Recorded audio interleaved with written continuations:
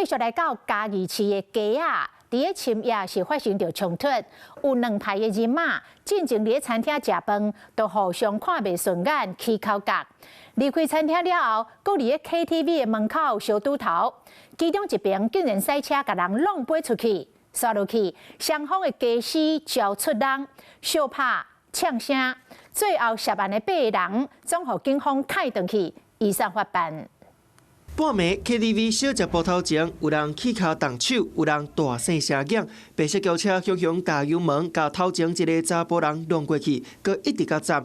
佮有人举巴达一直讲车，甲附近的居民吵精神，随通报警消到场。轰弄的查甫人骨折，无法度振动，消防人员甲伊扛起哩软桥送病院。20号透早，嘉义市西区 KTV 外口的墙，轰弄出一个大坑，道路还佫有真侪碎去的车壳，也那吊碎的白色轿车，头前的板瓦落落去，麦克影嘛断去，车窗的玻璃嘛拢碎糊糊。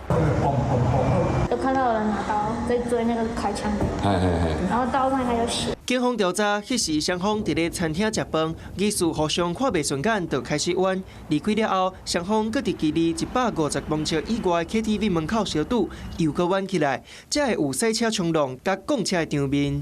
好，目前相关涉案人等均已到案，以刑法聚众斗殴、妨碍秩序等罪嫌报请嘉义地检署侦办。冤家拍起来，涉案的8个人拢带倒转去依法就办。